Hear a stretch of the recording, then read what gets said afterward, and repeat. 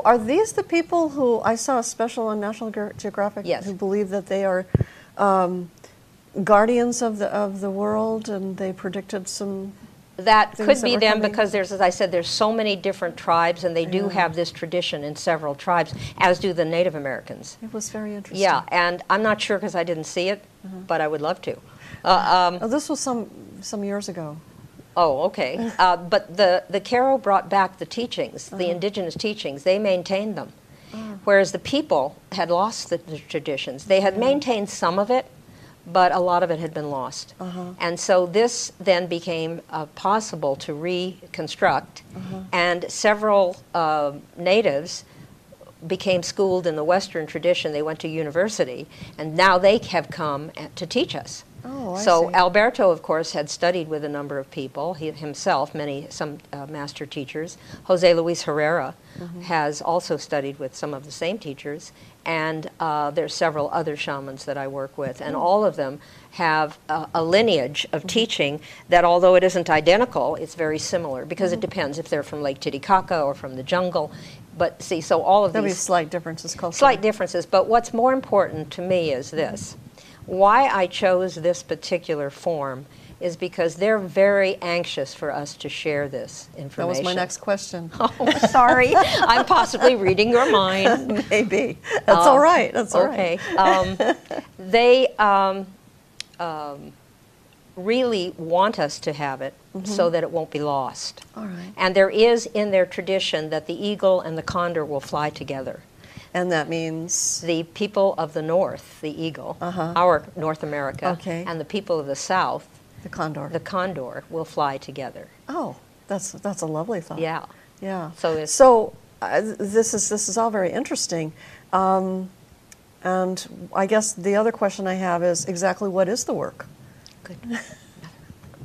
We begin with the idea that we need protection because lots of times when you're doing this kind of work, you're very vulnerable. So I teach several techniques that were taught to me and handed over to me, or I was given these rights. Protection from energy, certain heavy energy. They don't talk so much about negative as heavy. Everything it's either heavy or light. Oh, okay. And if it's heavy, it means that it's burdensome to you, and it may be blocking. And where does this heavy energy? We accrue it through stress and tension and anger and frustration and abuse and blah, blah, blah. Yeah.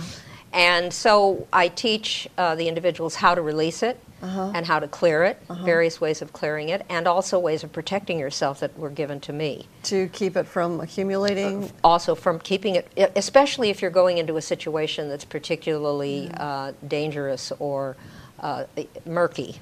All right, so it has that in common with many other traditions. Absolutely. That there are energies that fall off of us, like, well, for instance, like my cat loses its hair. Exactly. And it clings to everything. Yes, that's just a beautiful metaphor, really.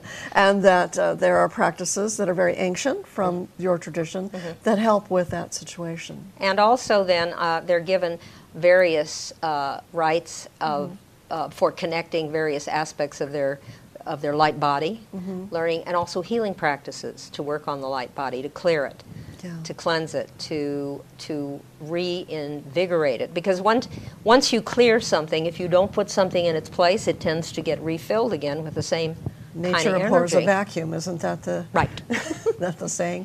Oh, I have another question for you that's just kind of nagging at me in the back of my mind. I had a friend years ago who was studying shamanism, and I don't remember from whom, who or whom, I don't know. And she was asked to go on a vision quest up in Big Bear Mountain, where she dug a hole and she sat there for, it seemed like a long time. I don't remember how many, couple of days maybe, or just overnight, and did certain rituals and whatever. Is that strictly a Native American, or would that be a shamanic? That is very Native American, and I can't really say in the tradition I've been taught. They never talk about that. All right. But I just thought it was like but it's very, very common in the Native American tradition. And one thing about most indigenous traditions, they're all encompassing. In other words, there's not the idea that this is the only way, or this is the way that you have to stay with. This is the only way you can work. even when I teach, I suggest that everyone bring in all of their tools, all of their skills, everything that works for them, and let it work. All shamanic traditions have this in common. They don't remove, they're not exclusive, they're inclusive. So that's another thing that appealed to me. But I did want to mention something about the tools, because yes, that came up. I was going to ask you in this what you tradition, the Florida water that I have here is used to clear the field. Florida water? It's called Florida water, Agua de Florida. Oh. And it's made of flower essences and alcohol. And they use it, at least in the people that I've worked with, and most, I see it used almost all of the Peruvian traditions that I've come across. They use it to clear the field. They use it to call in spirit, because it's sweet, and a sweet essence is something that spirit likes. And where do you find this? Well, you can buy them in botanicas. The only problem is the ones in the botanicas are laced with a bittering agent, so that children don't decide to drink it. So that's wise. But if you're spraying it and using it, it doesn't matter. However, the way I use it, maybe should I use? Certainly. The way I use it when I'm calling in spirit is in my mouth. So therefore, the bittering agent doesn't work. Oh. And that way, that smells isn't that nice? Yeah. And it clears space and clears energy, and also is a gift to spirit.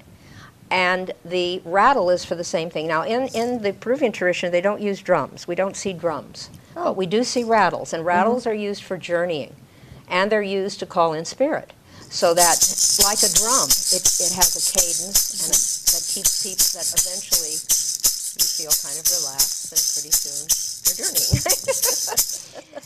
and this is... That's a lovely rattle. Yes, thank you. That is from Peru. And these are available from Peru, but you have to order them either online, or I have them as well, and other people do order them. But these say New York, Peru on them. If they don't say Peru, then they're from here. That is, the bittering agent is in there. I do need to say something for those who are not familiar with the word botanica, which may be more indigenous to the Southwest than Europe. It's simply, what is it, Central America, Mexico.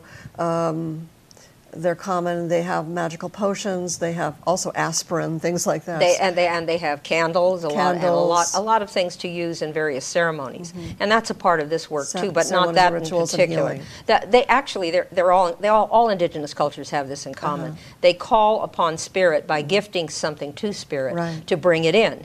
So that would in this Andean tradition is called a despacho, in which you put in many things that represent your harvest, so to speak. If you were in an agricultural society, it would be all of the grains, and they love sweets. So just like in other traditions, they're always offering sweets. And everybody likes their sugar. Everybody likes their sugar. So that is something, a part of this as well. And this is a mesa, and the mesa is a traveling altar. And that's M-E-S-A? M-E-S-A. It's just like table. It's a Spanish word. It isn't a Quechua word, or Quechua. Quechua is the language. Quechua are the people. Okay. And this is just a lovely wrapper. Yes, and actually this is from one group. Each of the tribes have different certain patterns in their weavings, and weaving is, of course, very critical and very, very important in all of these traditions, because they represent the weaving of our lives. Oh. And how our field, our light body, is woven. And so in here are objects that I have collected from all over the world. May we see? Oh, sure, absolutely. May I put this down? Yes, please do. That represent the teachers that I work with, because in this tradition they believe that, their experience is that, and I have to say that it's all about experience.